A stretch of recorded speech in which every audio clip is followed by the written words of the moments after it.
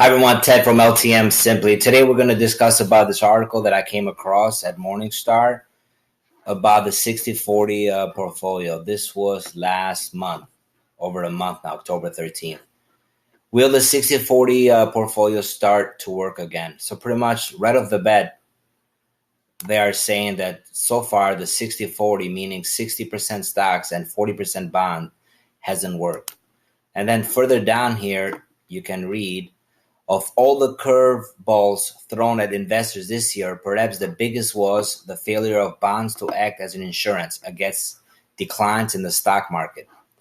This was in the center in the third quarter when the portfolio of 60% stocks and 40% bonds posted bigger losses than just one invested broadly in stocks, an expectationally unusual occurrence. So right now we're facing some, and it's true. That's what I've been saying for all along in my videos about the target data funds.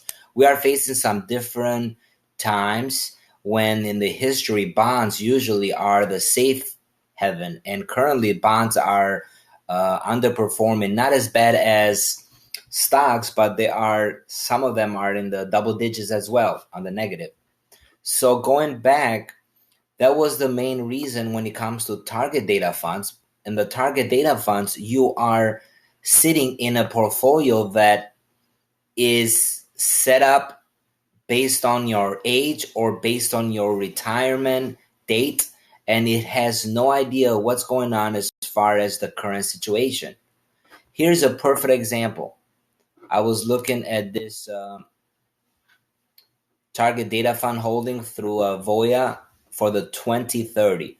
So the majority of people that have the 401 plans, they are in the target data fund unless they opt out through the financial advisor, their company assistants, their administration assistants, or on their own.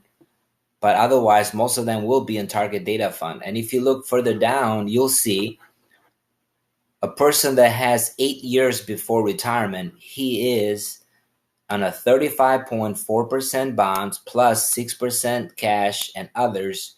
So the total is 36.4, 36 and 6. That's 42.4. Goes back to this article. The 60% stocks and 40% bonds. Further down here, the failure of so-called 60-40 portfolio to other investors' protection from the bear market in stocks has upended what had become conventional wisdom amongst the market. Stock prices and bond prices do not move in the same direction. That thinking has been a foundation of diversification strategies for many years. Driving the significant shift in the market behavior this year has been stubbornly high inflation and the Federal Reserve's breakneck pace of interest rate increases. So stocks and bonds both plumped at the same time in 2022. So the question is, what most of the financial advisors are doing currently is they are waiting for individuals once they retire to transfer the money in their management platform so they can charge most of the clients that 1% fee and manage their portfolios. But if you are through the employer, unless you are paying someone or you are asking the individuals, the representative there, for other options, most likely they are not going to opt you out unless you request it to do so. And most of the people have no idea what to do. So they just kind of like, you know what, I'm going to set it and forget it, and I don't understand it, so just let's go with the flow. But at the end of the day, you are talking, thousands of dollars that you will be losing in the long run. The next thing here, looking at most of the target data funds, here's another one, for example. This one is 2035. This one is a little bit less in bonds, but still, you have 22% plus the cash 32. So you're telling me that a person that is going to retire, according to this, from 2022 to 35, that's 13 years. You are still operating in bonds because just in case the market, and don't forget, there are fees that you are paying inside this target data fund. One fee is the 0.35, and the other fee that I was researching was the 0.28 fee. That's part of the managing the account.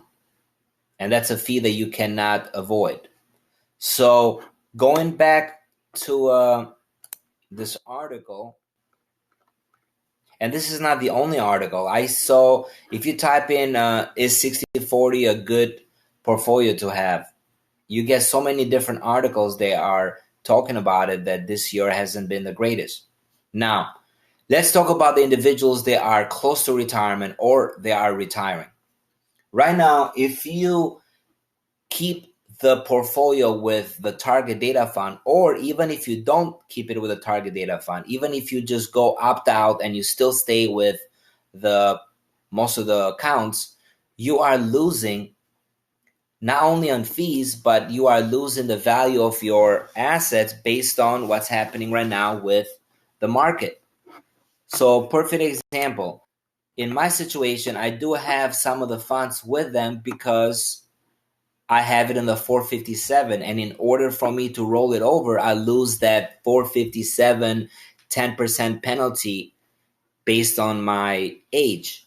But if I will be 59 and a half or 55, which is the minimum age, I will roll it over as fast as I can so I can avoid those hidden fees that are inside the retirement plans.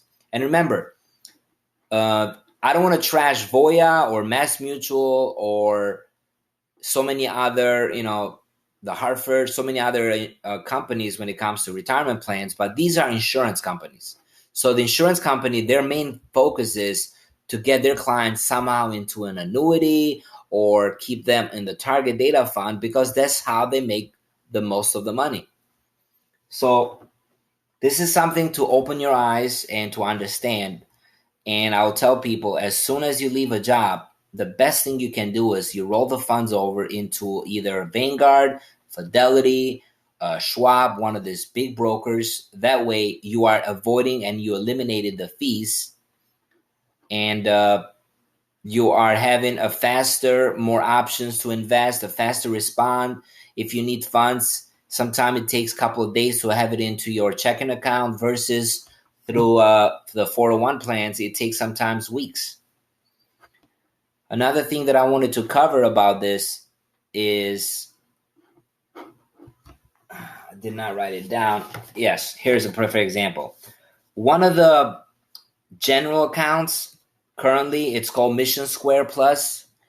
You are paying a 0.5% fee.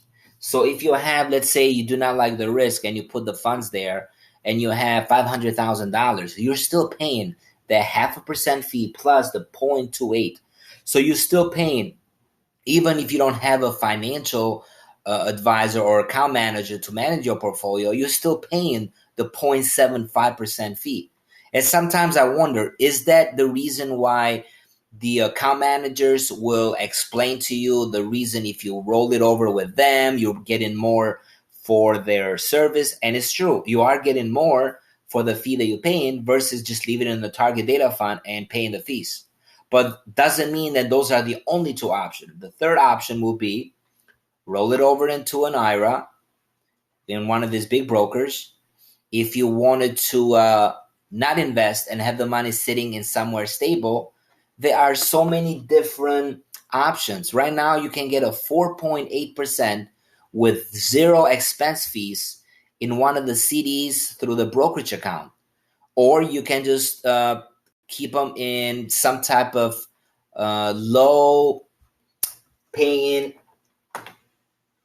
A perfect example, I don't want to advertise this ETF, but you could get a 3.5% guarantee on a dividend. Well, it's not guaranteed, but in this past 7 years, it's been getting between 3.5 to 4, and your money is being invested through so many large cap companies, growth, as well as value, and in different asset allocation classes. So there are other options other than just investing in the market. You can put it in a bond fund that you are avoiding completely the expenses, or you can roll it over a small portions into a brokerage account, which by the time you are done with paying the small tax allocations from an IRA to a brokerage, this account is growing tax-free based on using the strategies to avoid any capital gains or any taxes on the dividends. But again, I don't want to make it as complicated. I just try to keep it as simple. And sometimes I have so much information and I'm just drinking this triple shot of espresso. So I need to bring myself a little lower. Till next time, and I wish you guys the best.